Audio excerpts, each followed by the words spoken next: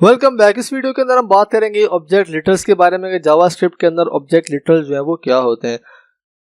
Object literal को समझने से पहले हम सबसे पहले समझ लेते हैं कि जो ऑब्जेक्ट है वो क्या होता है। जो ऑब्जेक्ट है वो कुछ कलेक्शन ऑफ प्रॉपर्टीज होती हैं, मतलब कि हम कोई भी किसी भी चीज को एज एन ऑब्जेक्ट जो है वो ट्रीट कर सकते हैं। फॉर एग्जाम्पल हमारे पास एक पर्सन है तो उसका कुछ नेम होगा, एज होगी, तो वो जो सारी है वो ऑब्जेक्ट की जो है वो प्रॉपर्टीज जो है वो होती हैं। जो प्रॉपर्टीज होती हैं वो हमारे पास एज अ की वैल्यू पेयर की फॉर्म में जो है वो होती है। फॉर एग्जांपल हमारे पास जो एक प्रॉपर्टी है एज, तो उसकी कोई वैल्यू होगी। इसके बस तरह हमारे पास कोई फुल नेम है तो उसकी कोई वैल्यू होगी। जो प्रॉपर्टीज सारी भी होंगी हमारे पास किसी भी ऑब्जेक्ट की, तो वो की वैल्यू पेयर की फॉर्म में होंगी। उसके बाद हम बात कर लेते हैं ऑब्जेक्ट लिटरल के बारे में। जो ऑब्जेक्ट लिटरल है वो एक और तरीका है जिसके जरिए से जो हम की वैल्यू पेयर की फॉर्म में जो डेटा है वो स्टोर करवा सकते हैं। इससे पहले जो है वो हमने अरेज के बारे में पढ़ा था। जो अरेज के अंदर हम इंडेक्सेस के ऊपर जो डेटा है वो स्टोर करवा सकते हैं। इसके लिए हम जो अगर वैल्यू को हमने एक्सेस करना है तो वो हम उसके इंडेक्स को यूज करके उसकी वैल्यू को जो है वो एक्सेस करेंगे। तो इसके अंदर जो डेटा होता है वो अनऑर्डर्ड की फॉर्म में जो है वो होता है। हमें पता नहीं होता कि किस इंडेक्स के ऊपर कौन सा डेटा जो है वो स्टोर हुआ, मतलब हमारे पास अनऑर्डर्ड डेटा है तो हम इसके अंदर जो है वो स्टोर करवा सकते हैं अरे के अंदर। हम चाहते हैं कि हम जो ये वहाँ पे वैल्यूज लिखी हैं हम इनको की वैल्यू पेयर की फॉर्म में लिखें, तो उसके लिए हमारे पास आ जाता है ऑब्जेक्ट लिटरल। तो ऑब्जेक्ट लिटरल बनाने का जो है वो सिंपल सा तरीका है। सबसे पहले हम यहाँ पे जो है वो कॉन्स का कीवर्ड या लेट का कीवर्ड लिखते हैं। ज़्यादातर जो है हम कॉन्स का कीवर्ड जो है वो यूज़ करते हैं।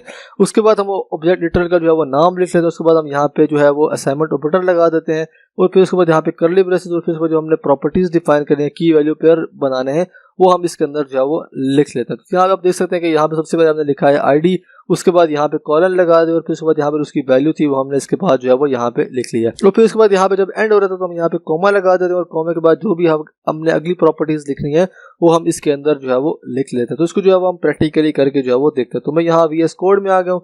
तो यहाँ पे इसको बनाने के लिए सबसे पहले मैं यहाँ पे कॉन्स्ट का यूज करूँगा। ज्यादातर जब भी हम बनाते हैं ऑब्जेक्ट लिटरल को तो हम कॉन्स्ट का ही जो है वो यूज करते हैं। तो मैं यहाँ पे बना लेता हूँ स्टूडेंट के नाम से। फिर यहाँ पे मैं असाइनमेंट ऑपरेटर लगा दूंगा एंड देन यहाँ पे करली ब्रेसेस। करली ब्रेसेस के अंदर हम यहाँ पे जो प्रॉपर्टीज होंगी वो हम यहाँ पे डिफाइन करेंगे। जो प्रॉपर्टीज होंगी वो की वैल्यू पेयर की फॉर्म में होंगी। तो सबसे पहले हम यहाँ पे की डिफाइन करेंगे और फिर उसके बाद उसकी वैल्यू होगी वो हम उसके अंदर जो है वो असाइन करेंगे। फॉर एग्जाम्पल यहाँ पे जो डेटा है हमारे पास, ये जो हमें ऑब्जेक्ट लिटरल के अंदर जो है वो स्टोर करवाना चाहता हूँ, तो यहाँ पे सबसे पहले हमारे पास आ जाती है आईडी। उसके बाद मैं यहाँ पे जो है वो कॉलन लगा दूंगा और यहाँ पे जो आईडी की वैल्यू है वो मैं यहाँ पे जो है वो लिख लूंगा। तो मैं यहाँ पे लिख लेता हूँ 2 4 5 6 7 और फिर मैं यहाँ पे कोमा लगा दूंगा। उसके बाद मैंने स्टोर करवाना है फुल नेम, तो मैं यहाँ पे लिख लेता हूँ फुल नेम। मैं यहाँ पे जो है वो लिख लूंगा फुल नेम और फिर उसके बाद यहाँ पे जो नेम की वैल्यू है वो मैं यहाँ पे जो है वो स्टोर करवा दूंगा। तो मैं यहाँ पे इसकी जो वैल्यू है मैंने यहाँ पे जो है वो लिख ली है। उसके बाद मुझे यहाँ पे एज स्टोर करवानी, तो मैं यहाँ पे लिख लेता हूँ एज और एज की वैल्यू मैं यहाँ पे 30 के अंदर जो है वो स्टोर करवा दूंगा। उसके बाद मुझे यहाँ पे जो ग्रेड है मुझे वो असाइन करना है, तो मैं यहाँ पे असाइन कर देता हूँ ग्रेड 10 में यहाँ पे जो है वो असाइन कर देता हूँ एक स्ट्रिंग की फॉर्म में। उसके बाद लास्ट में हमारे पास आ जाता है सेक्शन, तो मैं यहाँ पे बना लूंगा सेक्शन एंड देन उसके बाद यहाँ पे कॉलन लगा लूंगा और जो सेक्शन की वैल्यू है वो भी मैं स्ट्रिंग की फॉर्म में यहाँ पे जो है वो स्टोर करवा लूंगा। ये एक हमारा जो है वो ऑब्जेक्ट लिटरल जो है वो बन गया जिसके अंदर जो प्रॉपर्टीज है सारी हमने डिफाइन कर दी हैं इन की वैल्यू पेयर की फॉर्म में।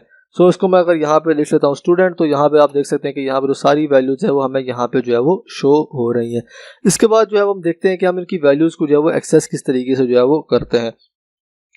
इसकी वैल्यू को एक्सेस करने के लिए हमारे पास जो वो डिफरेंट तरीके हैं। जो सबसे पहला तरीका है हम डॉट का जो ऑपरेटर है उसको यूज करके जो है वो इसकी वैल्यूज को जो है वो एक्सेस कर सकते हैं। तो उसके लिए मैं दोबारा से यहाँ पे कंसोल के अंदर आ जाऊंगा। तो मुझे यहाँ पे सबसे पहले जो ऑब्जेक्ट लिटरल का नाम है मैं वो लिख लूंगा एंड देन उसके बाद यहाँ पे जो डॉट ऑपरेटर है मैं वो लगा लूंगा और डॉट के बाद जो भी मैंने यहाँ पे की लिखनी है उसकी मुझे वैल्यू चाहिए तो मैं यहाँ पे जो है वो लिख लूंगा। तो मैं यहाँ पे चाहता हूँ मुझे फुल नेम जो है मुझे यहाँ पे जो है वो मिल जाए, तो मैं यहाँ पे लिख लूंगा स्टूडेंट डॉट फुल नेम। तो यहाँ पे आप देख सकते हैं कि जो नाम था मुझे यहाँ पे जो है वो रिटर्न हो गया। इसी तरह मैं यहाँ पे एज लिखना चाहता हूँ, मैं यहाँ पे दोबारा से लिख लूंगा स्टूडेंट एंड देन उसके बाद मैं यहाँ पे लिख लूंगा डॉट एज। तो यहाँ पे आप देख सकते हैं कि जो एज थी वो हमें यहाँ पे जो है वो रिटर्न हो गई है। इसके बाद जो अगला तरीका है उसके लिए जो है वो हम स्क्वायर ब्रैकेट्स का जो है वो यूज करते हैं ऑब्जेक्ट लिटरल के नाम के साथ। सबसे पहले हम यहाँ पे जो ऑब्जेक्ट लिटरल का नाम होता है वो लिख लेते हैं। उसके बाद यहाँ पे हम स्क्वायर ब्रैकेट्स लगाते हैं, जो भी हमने की पास करनी है वो हम यहाँ पे जो है वो पास करवा देते हैं। तो उसके लिए मैं दोबारा से यहाँ पे कंसोल के अंदर आ गया, तो मैं यहाँ पे जो है वो लिख लेता हूँ स्टूडेंट एंड देन उसके बाद मैं यहाँ पे स्क्वायर ब्रैकेट जो है वो लगा लूंगा।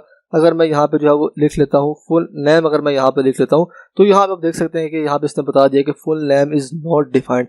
सो ये एरर जो है वो हमें क्यों मिल रहा है, क्योंकि एरर इस वजह से मिल रहा है क्योंकि जितने भी हमने यहाँ पे कीज लिखी हैं तो ये सब कुछ जो है वो एक स्ट्रिंग के अंदर जो है वो कन्वर्ट कर देता है।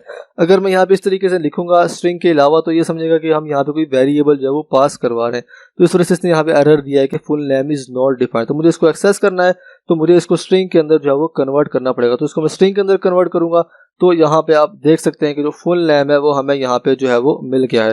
तो इस तरीके से जब भी हम स्क्वायर ब्रैकेट्स को यूज करेंगे तो हम जो है वो एज अ स्ट्रिंग जो है की को पास करेंगे, क्योंकि यहाँ पे जो सारी कीज होंगी उनको जो ऑब्जेक्ट लिटल होता है वो एक स्ट्रिंग के अंदर जो है वो कन्वर्ट कर देता है।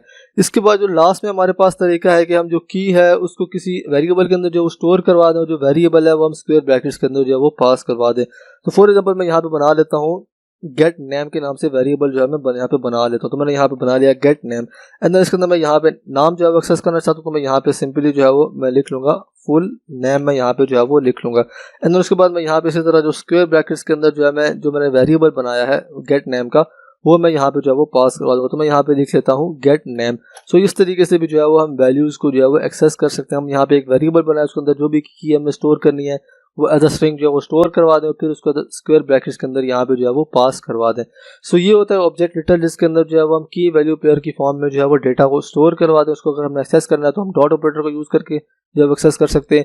इसके अलावा स्क्वायर ब्रैकेट्स के अंदर जो है हमारे जो यहाँ पे कीज होती है वो हम उनको एज अ स्ट्रिंग जो है वो पास करके भी जो है वो एक्सेस कर सकते हैं। इसके अलावा अगर हमने तीसरा तरीका अप्लाई करें तो हम यहाँ पे एक वेरिएबल बना लेंगे, उसके अंदर जो की होगी हम उसको एज अ स्ट्रिंग जो है वो स्टोर करवा देंगे, फिर जो आप वेरिएबल बनाया है वो हम स्क्वायर ब्रैकेट्स के अंदर जो है वो पास करवा के किसी भी जो वैल्यू होगी उसको जो है वो हम एक्सेस कर लेंगे। सो नेक्स्ट वीडियो में हम देखेंगे कि हमने यहाँ पे जो वैल्यूज है उनको चेंज करना है वो हम किस तरीके से करते हैं और न्यू वैल्यूज किस तरीके से जो है वो ऐड करते हैं। सो आई होप कि आपको समझ आ गया होगा। So see you in the next video.